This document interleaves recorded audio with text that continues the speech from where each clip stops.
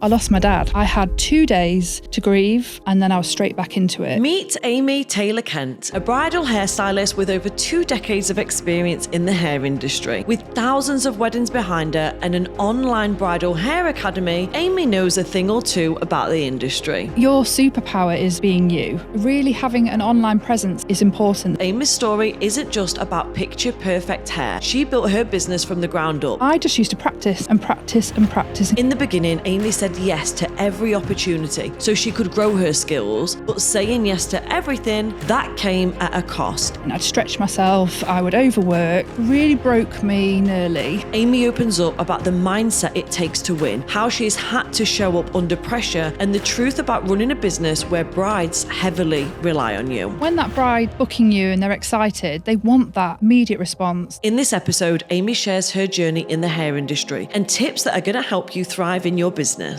What top 3 tips would you give to somebody wanting to keep a client? You need... Amie, welcome to the podcast. Hi. Hello, I'm so excited to have you here. I'm excited to be here. Thank you so much for asking me. No, my pleasure. When I came across your Instagram account, and not only did I recognise your skill when it comes to bridal hairdressing and styling, I also recognised that you was helping other people do what you do. And that was, for me, was like, she seems interesting. I want to know her story. So I stalked you down, hunted you, held you ransom, and here you are. Yay, I'm excited. It's nice to have a chat with you and talk about everything. Yeah, let's do it. So you've built an incredible reputation in bridal hairstyling over the past 20 years. Firstly, you don't look old enough.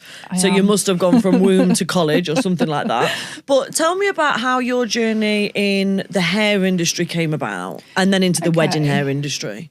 So when I left school, I did a year of A-level and I hated it. It wasn't me at all. And it was actually my sister and mum that said, you're so glamorous. You're always doing your makeup, your hair. Why don't you go into hairdressing? And to be honest, I kind of looked down my nose at it at first. I was a bit snobby. Yeah. Anyway, I landed this beautiful job in a salon in Lincoln called Talking Heads.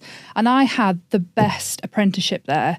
I was brought up in hair there by 3 or 4 amazing stylists that held me under their wing, looked after me. It was truly, a great experience. And then my boss basically got me a job offer in the Cayman Islands. That's how great he was. He used to kind of want you to be your best. He would always be elevating staff. It's really rare, as you know, to find a boss like that. Yeah. So I was like, wow, I had no idea that hair was so much fun, but it isn't just a backstreet dropout job. I had a Tony guy, I had Vidal Sassoon, stylist training me that worked there. So I was suddenly elevated into this really cool salon and it was like, this could go so much further than I ever thought. So my boss got me a job in the Cayman Islands and I hated it. Oh no. Where's the Cayman Islands? So you've got Cuba and then Jamaica. Oh, wow. And the Cayman Islands is right in the middle. I was thinking like Jersey or somewhere. No, it's in the Caribbean. Oh my God. It's 4 miles wide and 26 miles long. And I thought, I'm young, free, single. Let's go. I'll go. But after I'd booked to go, I met Simon, who is now my husband. We've been together 20 years. So, as you know, once you've fallen in love, it's quite hard to kind of go. But he made me go. He was like, you've got to go. Went out there. Quick story with that, really hated it. I came back. I realised I'm an English babe. I don't like sun. I'm so pale. I couldn't stand the heat. So I came back and I moved to Nottingham to be with him straight away.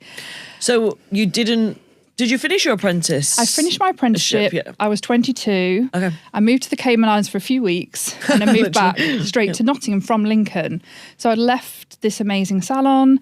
I got what I thought was going to be a great job in a salon in Nottingham and it was awful. I suddenly had my eyes open to what salons can be like. Yes. Yeah, really broke me nearly. So I decided within 6-7 months of being there, I need to leave. And was this because, we're not going to mention any names or anything like that, was this because you was being told you weren't good enough, or was this because you was being overworked? What was it specifically that made you not have a great experience? Just a bit of a toxic environment, and I wasn't used to that. I was like, everyone lifts you up, don't they, in a salon? I was naive from my Lincoln experience and all these great people. I just felt undervalued, overworked. It was all about sales. I'd never had that before. You know, we were scrapping to get to the client that walked through the door for sales products. So I thought, I need to leave. And I went self-employed at 22, Wow. which at the time I thought, I'm old enough, I'm an adult, you know, like you do at 22. But really, it was quite a big jump from going from being employed to self-employed. So I went to the Prince's Trust Awards and they helped me set up. And I was still a little bit like, don't want to be a mobile hairdresser. I had this I'd been used to working in high-end salons. So I started doing it and I suddenly became quite popular quite quickly because I'd had a high level of training with colours and cuts. But then people started asking me to do wedding hair because I was freelance. And I just said yes. I didn't know what I was doing. I didn't know how to style hair. I just thought, just say yes. So I started doing weddings and everybody got the same barrel roll updo and they were happy. But what I realised more than anything is what an incredible place it is to be. Yeah. On somebody's wedding morning, I'm so nosy naturally. And to be in that hotel room in their house, behind the scenes, they're best friends, and I'm in that room with them. You're a special part of the day. You're really a big part of the day. Yeah. And it just clicked. And I was like, this is what I want to do. I don't want to do colours and cuts anymore, although I did and still do a few because I do love it. But my main love was bridal hair. So back then there wasn't really YouTube or Instagram or Facebook. So I just used to practice and get models in and just try and learn the art and make it up basically as I went along.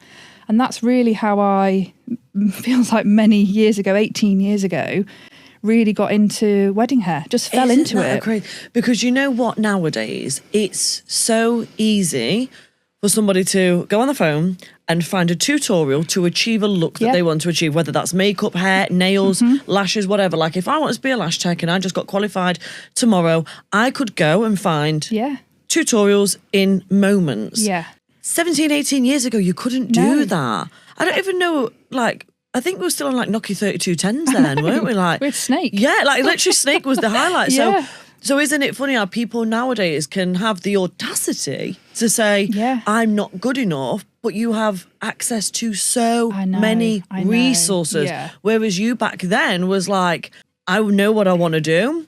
Don't really know how I'm going to do it, but I'm going to get models in, I'm going to practice, and I'm going to teach myself like self-taught. I was self-taught. That's until, honestly, Alicia, fairly recently, for the last few years where I've thought, right, I really want to educate myself so I can educate others better. Yeah. Even though you already fucking knew what you was doing. Yeah. That's amazing. So once you decided you was locked into like bridal hairstyling and you put all this energy into it and you got yourself better, what would typical weeks look like for you? Because I know in that world it's early mornings. Oh my goodness. Tell me about that. Early mornings, back to back, saying yes to everything.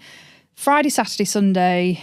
It doesn't sound a lot, but 3 weddings in a row is a killer. Yeah. You don't sleep the night before. Because you panicked. You panicked. And also, I didn't have a sat-nav when I first started. My God, don't tell me you had a map. I had a map.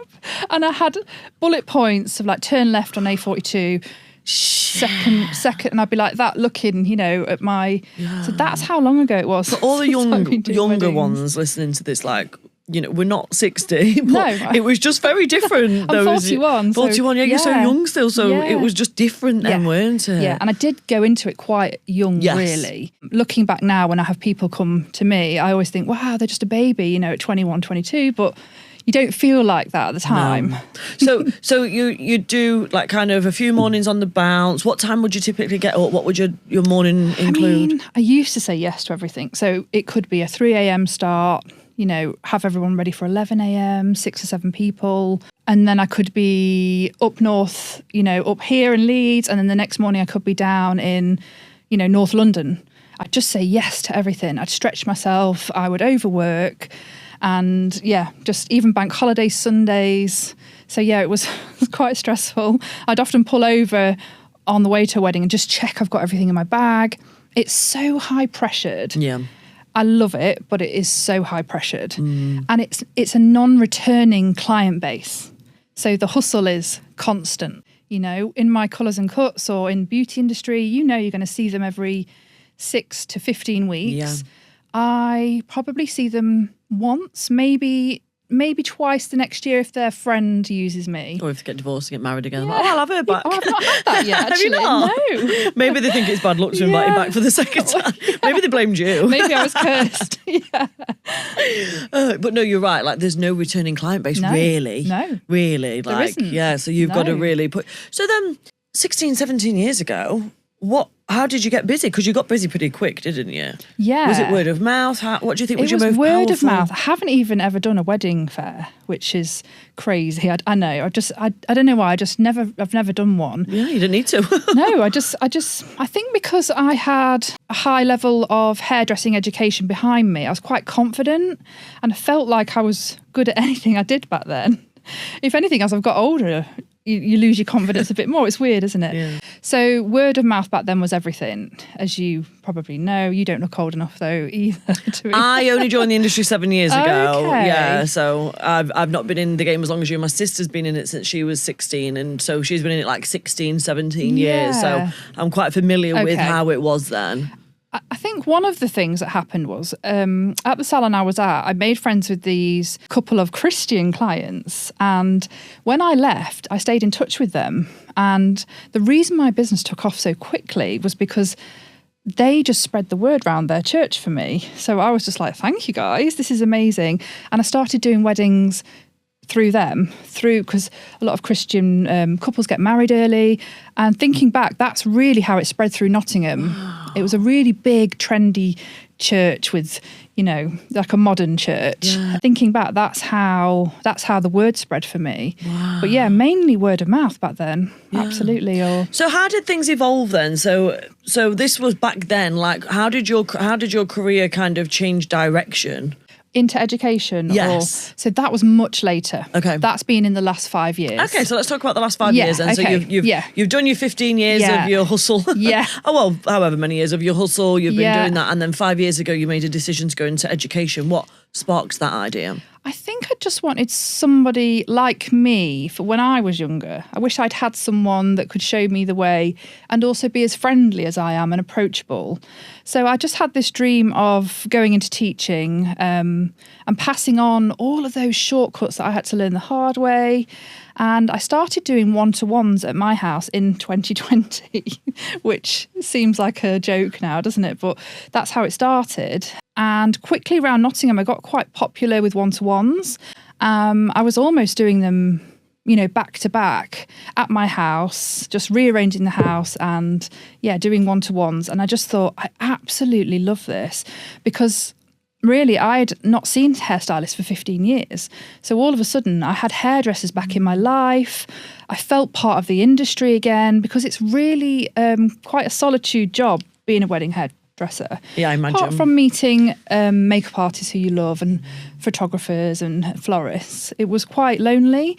So getting into education meant I felt like I was back in the world of hair, quickly got to know all the salons in Nottingham, and the word just spread. At which point I thought, why don't I start recording these styles and making it more accessible for people who are further away, or for my one-to-ones, once they've left me, they can look back and, go into looking at the styles again.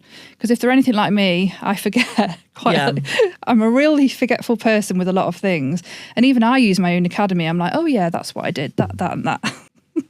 Makes sense though, don't it? So bridal hairstyling is quite a competitive niche nowadays anyway, maybe not so much back then.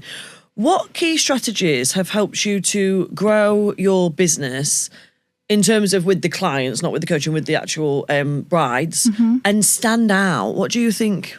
I think fundamentally you've got to be authentic. You've just got to be yourself. And I'm sure you hear that so much, but you really have got to, your superpower is being you, and realising that and trying to put that out there has been probably one of my most successful strategies. So when my brides come to me, I'll sit them down, I'll massage their shoulders, I'll get them to take a minute, put their feet on the floor, close their eyes, take a deep breath in. Little things like that are what have made my reputation. So just being super kind, calming, open, welcoming, because people turn up at your trial and they're anxious, they might have travelled 2 hours in the car. they've come to a house they don't know. So calming people, you know, that kind of thing. Also having a really good online presence. So pretty photos, making everything look nice, learning photography, teaching myself further education, you know, things like that, I think. And are these things that you've kind of just been inspired to do yourself? Like you've just been ambitious and you've just taught yourself, like you say, photography and social media, these things you've picked up along the way? Yeah, I think so. I'm a real watcher and learner, and even what combs people use, or, you know, I found this incredible wand just from watching a certain stylist in America, or, you know, who I admire. So I guess there is a little bit in everyone of seeing what other people do and then turning it into your own thing. Yeah. Literally, everybody who I ask a similar question to about what do you think makes you stand out or why do you think clients return to you, everybody says authenticity. Yeah. Yet so many people are so scared of being authentic because they think that they're either too loud or they're too quiet or they're too timid or whatever. But what they don't understand is their authenticity is their superpower. Yeah, it is. So for them, if they're quiet, that's great. You know, you don't have to be loud and bubbly with every client. Give them your quiet side, give them your grounding side, your soft side. You'll attract clients that want quiet. Yeah, always say this. You don't want to pretend to be, you don't want to be quiet and pretend to be loud and then have loud clients come in and not know what to do with them. Like, I'd be the worst client for someone that's quiet. Yeah, and I'm sure you've been through that. And I have, and it's taken me a while to really get into that attraction of like, who I am attracts who I want. Yes. And that has been such a game changer. Maybe in the last 10 years or so, really thinking, even styles, you know, deciding what I want to put out there and what I don't want to put out there, and the type of models I use will attract a certain genre of person. Yeah.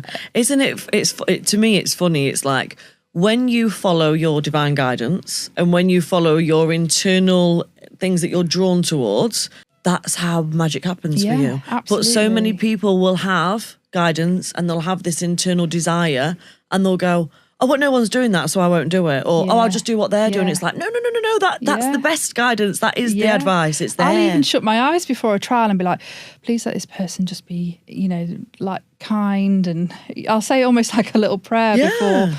Even from when I wake up, I'll be like, I'm so grateful for today. Please let me attract the right people. Because it can be nerve-wracking. Everyone's first question to me is always, have you had a bridezilla? Because they're focused straight on the... Well, I mean, I'm probably going to ask you that too, but... That's okay. Well, no, it's true though, isn't it? Like, because, and I was on another podcast before this, because what people are kind of trained to do nowadays is they focus on what they don't want. Yeah. So they're thinking, I want to do this, but I'm scared of a bridezilla. I want to do this, but I'm scared of ruining someone's wedding. Or I want to do this, but I'm scared of messing someone's lashes up or whatever. So the first thing they do is they look for reinforcement of that to keep them where they're at so they don't go out the comfort zone. So they say, have you had a bridezilla? And you can go, I had this. And you tell them this bad story. And then they go, oh, see, I can keep myself safe now by not doing it because I've heard that that's a bad thing. Exactly. And it's wild how the brain works, but you've got to override it, haven't you? You have to override it. And I'm not going to sit here and pretend I've always been like that. I've spent years training myself to just feel the fear and do it anyway. Yeah. So getting into education was so ballsy for me.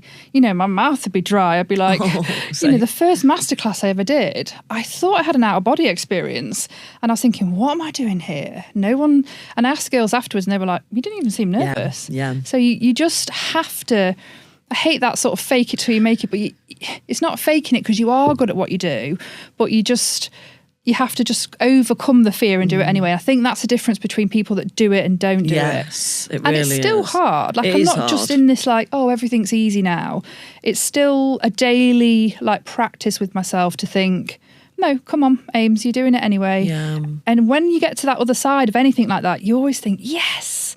So anyone wanting to try it, honestly, just give it a go because it is the best feeling when you overcome something that stretched you a little bit. Yeah, well, you unlock that next level of growth, don't you? So I remember my first event, I wanted to run away. I seen people going into the room and I wanted to run away, and there was only 30, 40 people there at that point, and I was just like, I can't do it.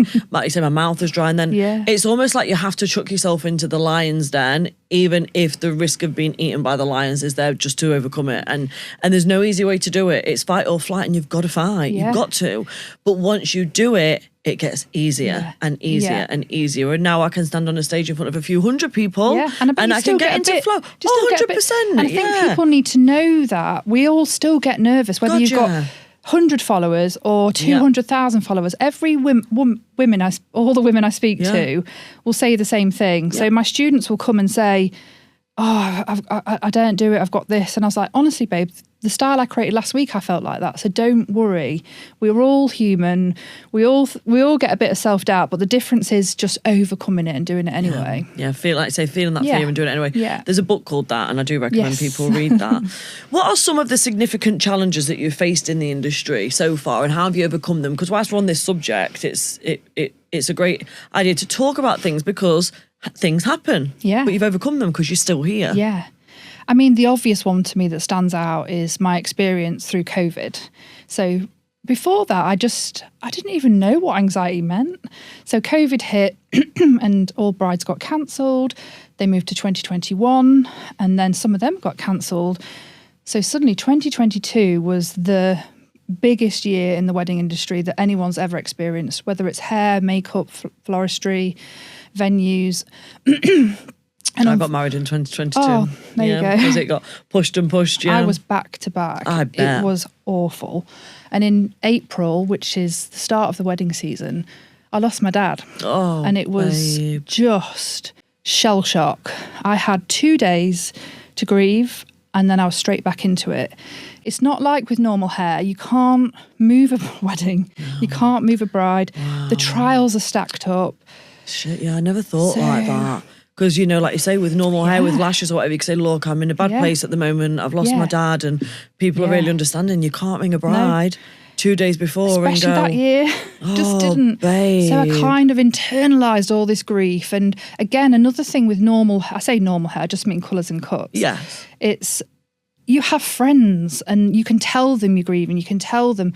But when a bride comes, you don't know her, you've just met her. She doesn't, want to. It did spill out a couple of times because I am just human. But generally, grieving is just, there's no place for it in mind. You can't kind of go through grief properly. So that's a massively significant challenge that I've faced, is not being able to have time off, not being able to be ill. I think though in all the years I've been ill twice and I've managed to find someone, but rightly so, bless them, they don't care if you're ill. It's their wedding morning. No. And you can't stop a bodily function. So, if you've got a bug, you can't help it. So they're things that you forget for so long, and then you're reminded quite harshly that it's quite a hard industry like that. If something goes wrong, there isn't any softness around it. Yeah. Whilst we're on the challenging subject then, you're going to have to give me a Bridezilla example. You must have had a Bridezilla. So I honestly don't get Bridezillas to me. Okay. But what I do get is brides that you've met at the trial, they're super lovely, kind, and then you put them on the day in their family, dynamic. And I've had brides that have, talked down to their mums, that have been, dramatic or it's a bit selfish. Yeah. But generally it's not bridezillas I get, it's bridesmaids or a cousin or a mum.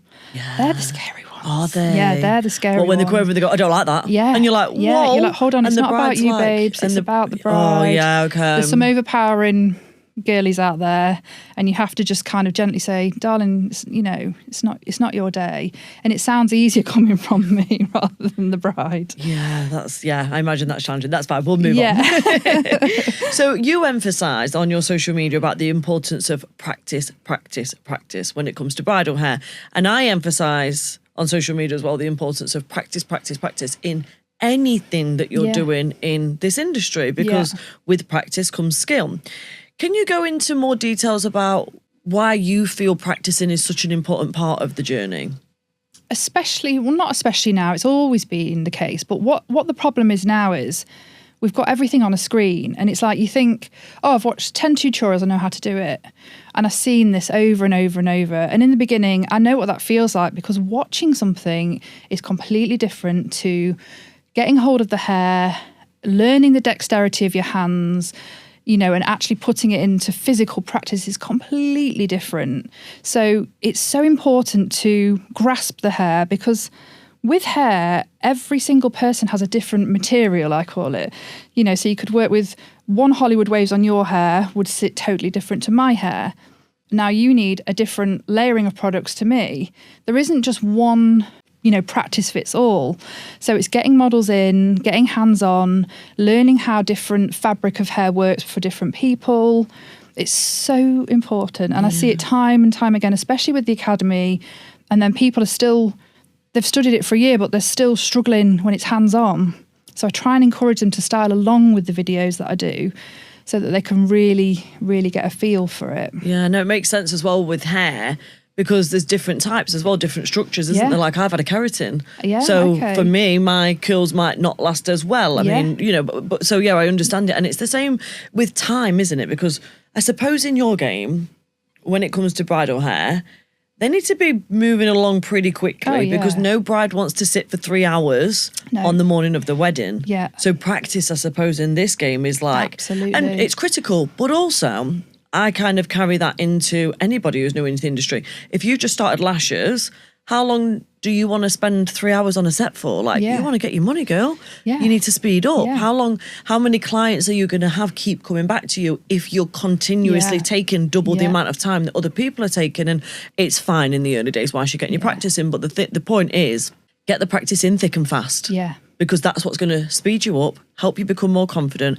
and give you the education that you need to be able to make more decisions that are best for the client. Absolutely. And on a wedding morning, you're not just considering the bride. I'm considering the makeup artist, Gotcha. What time the photographer's arriving, what time her dad's arriving for the first look. You cannot be responsible for overrunning on times, and you have to work well with the makeup artist. You have to honour each other's space and timings. So practicing those time slots, hugely important. And that's something I go into quite a lot on the academy, because I've been to some incredible academies, but they're taking 2.5 hours to do this ornate piece. And I'm like, no, I need to teach people how to do really gorgeous hair, but quickly and realistically, that relates to like a wedding morning. Yeah. Because otherwise you just... Well, you're not really setting them up for success, are you? I've worked with people that are just so late, and it's like, I'll never recommend them. No. What would you say is... Oh, no, actually, before I go into this question, how did you in the early days practice? Did you get model heads? Did you get friends? Yeah, both. Yeah, both. As much as you could. Mannequin heads now are so gorgeous, but back then they were just this little stick head from Capital or Sally's. But that's how you practice. You ask anyone, they'll go, yeah, I'll sit for you. You'd have had your hair done back there if I'd had enough time. 100%. Get them grips out, girl. I'm ready. It's never hard to find a model. No. Okay. It really isn't. People just love it. They love to sit there and have their hair played with. So I personally never found it hard. Would you have charged for models, or was you doing it for free? Was you like, look, I'm going to do it for free for you, I just need some practice? I always do it for free, even now, because it's their time as well. Okay. Yeah. And so I'm just thinking about how we can relate this to other people. So if maybe someone's just started in lashes or brows, there's a massive controversial, I can't say the fucking word, opinions, right? Because I see some people going, no one should do it for free. And I'm like, listen, if you've just got off a lash course or a brow course or a facial course last week, do it for free. Yeah. Because for you to start charging people now, you might not, unless you don't feel confident enough to, but you might not feel confident enough to. You might be really nervous. You might be really shaky. Like, it's okay saying you should be charging your full worth from the get-go. I disagree. Not the full worth. You can't charge the full price from the get-go. I'm not going to pay somebody £60 to do me a full set of lashes if it's going to take them 3.5 hours and the result's not going to be the same as if I pay someone that price and I can get them done in an hour and a half and the results are banging. Yeah. So it's all right, people going, oh, I seen a video. Pissed me off. I'll tell you the truth. I seen a video yesterday on TikTok. This coach in the industry, and she's like basically saying, people who are at home in their salons charging... Oh, I'm acting like a coach now. Oh, fuck, I don't give a fuck. People who are at home in their salons charging £25 for lash lift, they're damaging the industry. I'm like, well, listen, shit coach, you're not right, you're wrong. Yeah. Why are Yeah. they? What if they've just qualified? What if they've what if they're only confident at that they level? don't have overheads. Yeah, exactly. I got they don't shamed have in as a many- salon once So for that's what they this. were saying, Yeah. like, it's driving down the rest of the industry. Oh, boo-hoo. Sorry Yeah. that she don't run her business to fucking align with you. Yeah. Anyway, them kind of Yeah. coaches annoy me because they shame people into Yeah. buying from them, and I don't fucking like that. Anyway, so this is me. So it's like, if I say to somebody who is very low on self-confidence, and same for you in your academy, let's say somebody comes in and they're really low on confidence and they've got good skill, but internally they're a bit conflicted and they're just not convinced of themselves yet. And you say to that person, don't you charge any less than £60 for an updo? And they go, okay, I'll do it. And they post online and go, looking for models for £60. The energy behind that post is not going to get them any type of success. The person who comes to them is going to be disappointed because they're going to be a nervous wreck. So I think it's more important to, this is dependent on the person, charge what feels most aligned to you, what feels best to you. So if you've just qualified, there's no harm in doing it for free. If you want to charge, 20% of the norm, do what feels best for you, but don't let people shame you into fucking, you know what I mean? With wedding hair, though, it may be slightly different because it's temporary. Yes. Lashes aren't. So you're kind of just asking someone to just pop in while you have a play. It's not really costing you anything on products. And I don't know, I just think it puts another element to it if you're charging them. I don't think I'd get any. I don't think I'd get any, even like where I'm at now. People just love to come sit, have a chat. And then there's no expectations. They'll do a few photos for you, and and you're happy with that. Yeah, and they because go that's away with your nice job hair. done. They've got nice hair. You've got great content. It's worth it. And I think even when it comes to newbies in the industry, and they might think, oh well, it costs me to do lashes or it costs me to do facials. Well, you've got a choice to make.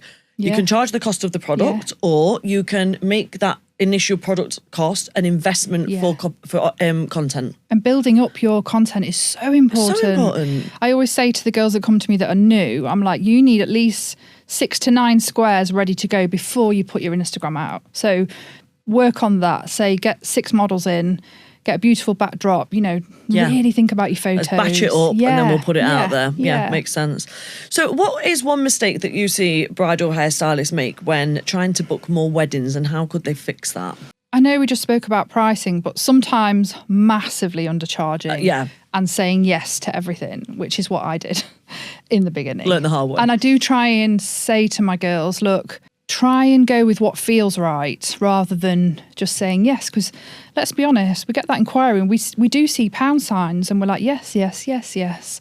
So I always say to my students, map your year out with bridal hair. You have to, because I'm already nearly booked up for next year. Wow. And there isn't many industries where that's the case. So I have to think, I always say no to Sundays, no to bank holidays. And I try and say to them, really map out what you want, where you want your space, and think about how difficult it will be back to back. And I cannot give my third day bride the same love, care, time and attention as I could on day one, because it really, really takes it out of you. So yeah, I think, teaching people that really, and again, just educating themselves, making sure they're confident going into the job would be another thing. Yeah, no, I agree.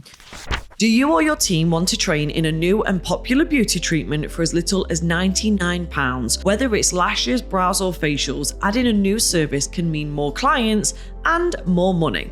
With Beginner Beauty Courses UK, you can train for as little as £99, all from the comfort of your own home. Get instant access to their online accredited courses and train in treatments like lash lift and tint, classic lash extensions, beginner facials, massage, Russian lash extensions, and more. You'll get full support from your tutor, private WhatsApp chats, and lifetime access to easy to follow tutorials that you can rewatch over and over again. Click on the link in the show notes and train in a brand new in-demand beauty treatment today.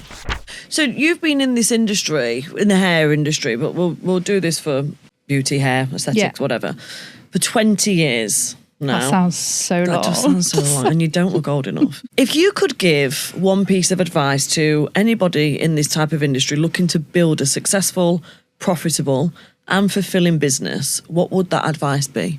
I think with such a strong media presence, social media presence now, is showing up on your social medias.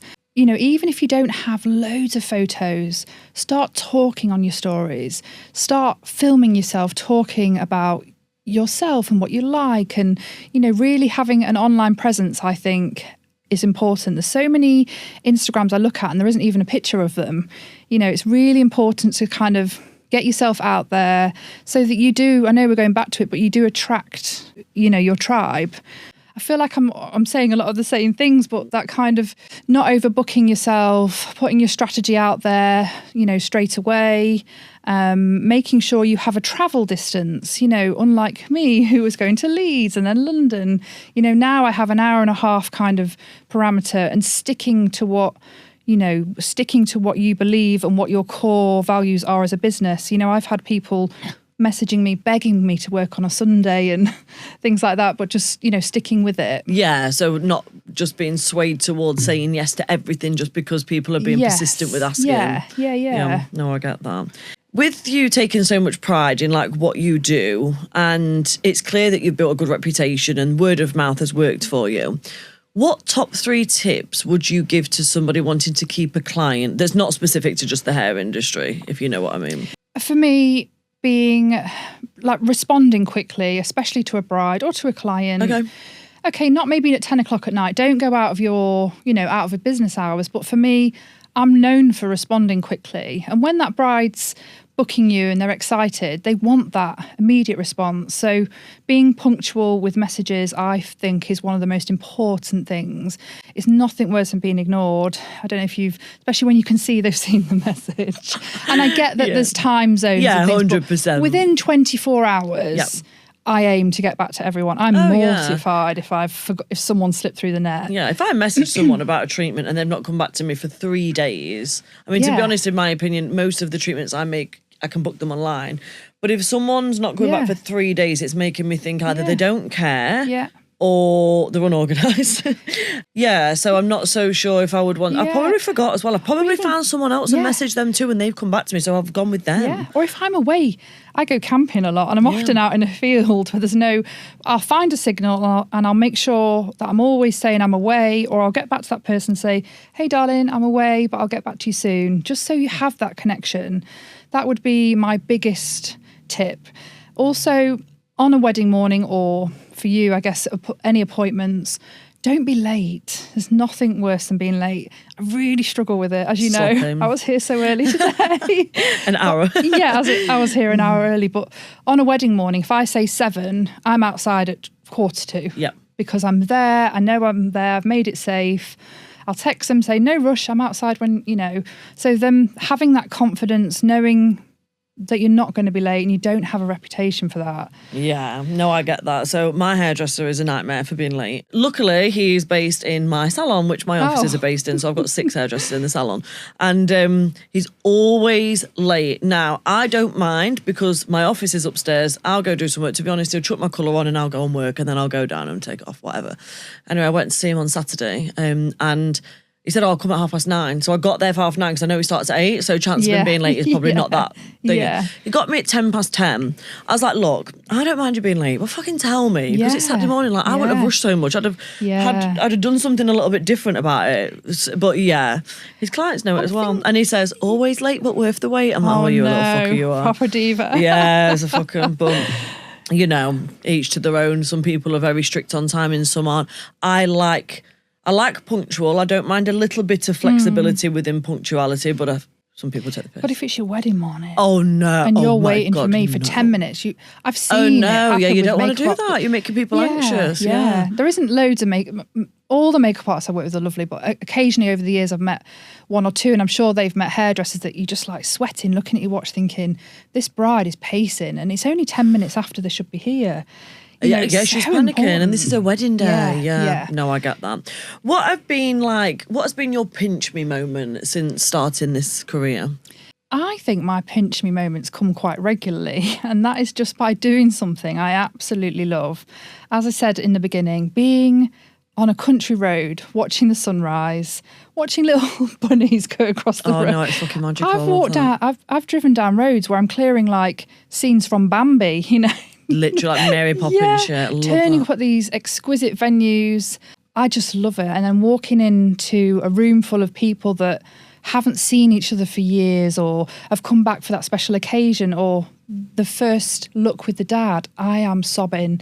I cry nearly at every wedding. I'm so emotionally involved. That is so fulfilling. You're fulfilled, aren't you? I'm really fulfilled. Yeah. And that's why I am still doing both. I love the education, but I love my brides. Yeah. Those wedding mornings are so special. It's such an honour to be invited into that space. And I'm not just a bridal hair stylist. I'll calm the room, I'll keep the timings going, I will help her in her dress, because by that point mum's shaking or the maid of honour's lost it and she can't do the zip up, or so I'm quite qualified in most dresses now.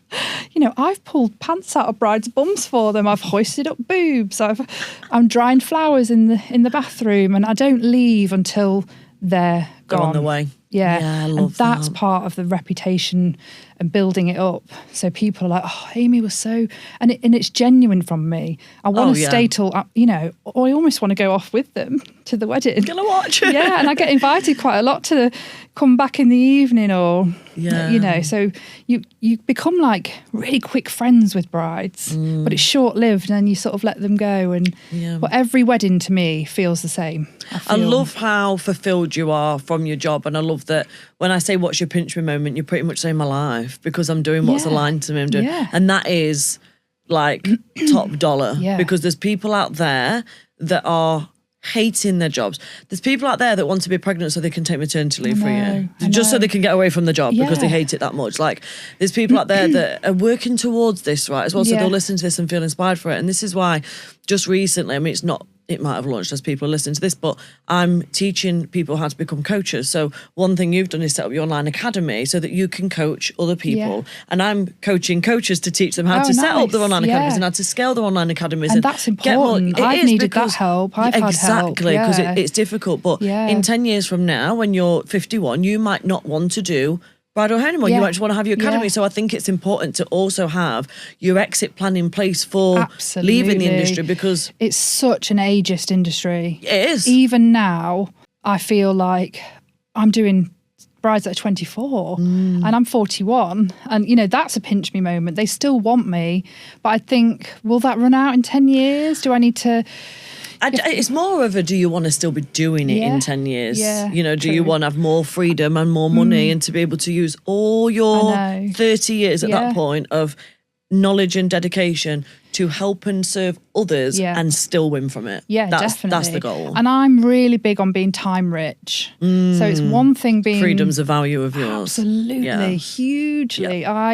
I'm so happy when I've got a few days off, and have to remember that. And that's only happened to me in the last few years, where I've really studied my diary and thought, no, you know, it's not always about money for me. It's about fulfillment. Yeah. And that life work balance, I'm just starting to really get it. But you do have to put the work in. You do. And you do have to you do have to kind of go up the rungs of the ladder a little bit. You do. You have to get in the trenches. You've got to get in the trenches to be able to come out of the trenches and figure it out. And your energy's different anyway. When you're 21, 22, you can probably do 4 weddings in a row. So tell me about the academy and what your plans are for the future. The academy has at the moment 50 styles on there, popular wedding styles, edited well, so they're not sort of boring. They're quite punchy. They're 25 minutes to 35 minutes long. They are voiced over. They are set in steps, so it's really easy to follow. Really nice, nicely filmed. But alongside that, there's this whole section of social media tips, templates for how to reply to people. There's how to spot a red flag client. There's a whole plethora of information on there, as well as just, following bridal hair tutorials. Like it's more in depth. And there's also there's a little Facebook group as well, which is private, and I offer jobs on there. I set challenges which people love, so I'll set a monthly challenge and say, create this style, and at the end of it you'll get £100 cash. So trying to encourage them to physically do the work, because as I say, just watching tutorials is never enough. And getting them to post their work on there for feedback. So really, I'm just excited about watching the academy grow. I wish I had it when I was younger. And as I say, these styles that I'm creating are really transferable to a wedding morning. They're realistic. They're the popular styles. They're styles that, everybody wants and loves. And through the years of doing weddings, I know what people are asking for. I guess it's within the style that I love. Yeah. So I will attract the students that kind of love those styles. I love that. Well, you've been an incredible guest, Amie. Thank you so much for joining me on the podcast, Alicia. and for giving all your value and information out. I think that's really going to have helped some people. Thanks for having me. My pleasure. Thank you.